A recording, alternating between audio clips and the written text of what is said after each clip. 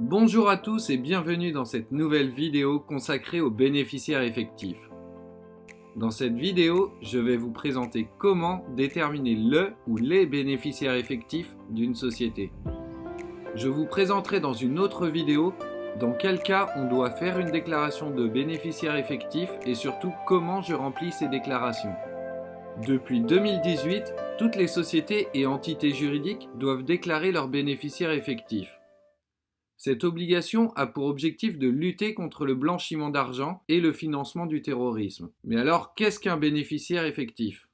Le bénéficiaire effectif est défini comme la ou les personnes physiques qui possèdent ou contrôlent directement ou indirectement une entité juridique. Le bénéficiaire effectif d'une société est une personne physique qui soit détient directement ou indirectement plus de 25% du capital ou des droits de vote de la société déclarante, soit exerce par d'autres moyens un pouvoir de contrôle sur les organes de gestion, d'administration ou de direction de la société déclarante. Dans ce cas, il faut analyser les actes juridiques, tels que les pactes d'actionnaires ou encore les conventions d'indivision. Si l'on ne peut pas identifier le bénéficiaire effectif d'une société, selon ces deux critères, le ou les représentants légaux de la société déclarante sont les bénéficiaires effectifs. Dans cette vidéo, je vais vous présenter les cas généraux pour déterminer qui est bénéficiaire effectif d'une société. Je commence par le premier exemple, qui est celui de la détention directe du capital social. Vous avez une société composée de 4 associés. Monsieur Pierre détient 30% du capital.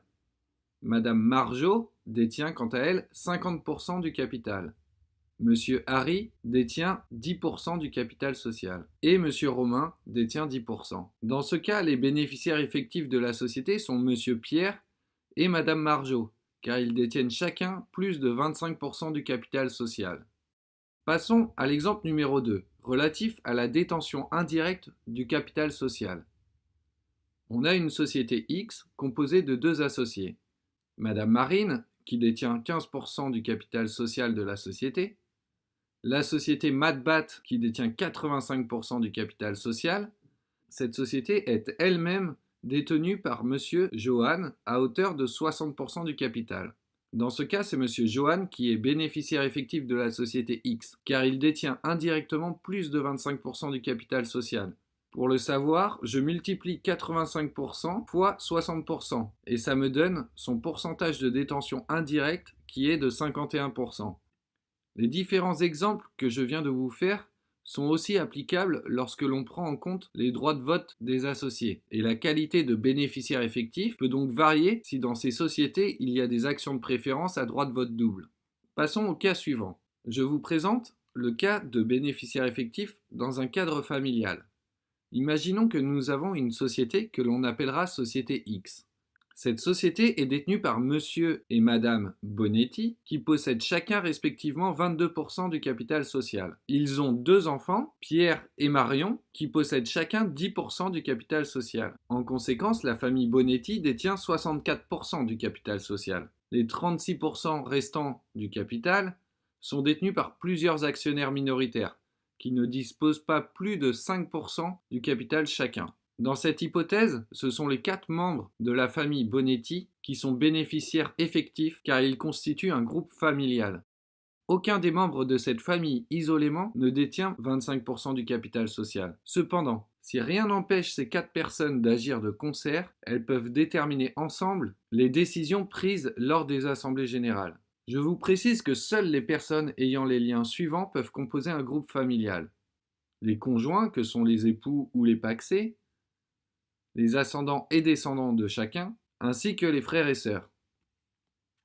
Passons à l'exemple où c'est le représentant légal qui est bénéficiaire effectif de la société. On a une société Y, qui est une SARL, et est détenue par 4 associés. Monsieur Georges détient 25% du capital, et a un mandat de gérant. Madame Céline détient 25% du capital social, mais n'a pas de mandat social. Monsieur Jean et Monsieur Adrien sont dans le même cas de figure que Madame Céline, c'est-à-dire qu'ils détiennent 25% du capital social. Dans la société Y, il y a aussi un autre gérant, Monsieur François, qui ne détient pas de part sociale, Dans ce cas, aucun des associés ne détient plus de 25% des parts composant le capital social ou des droits de vote. Comme il n'existe pas de bénéficiaire effectif pouvant être identifié au titre de la détention des parts, en capital ou des droits de vote, il faut considérer que ce sera M. Georges et M. François qui seront à déclarer en qualité de bénéficiaires effectifs. Dans cet exemple, je suppose qu'il n'existe pas d'acte juridique permettant aux associés d'exercer un pouvoir de contrôle sur les gérants. Il existe encore beaucoup d'autres schémas possibles qui ont chacun leurs propres caractéristiques. Je vous présenterai quand et comment je fais une déclaration de bénéficiaire effectif dans une autre vidéo. N'hésitez pas à vous abonner à la chaîne pour savoir comment je réalise les formalités pour les sociétés et comment je prépare certaines opérations juridiques.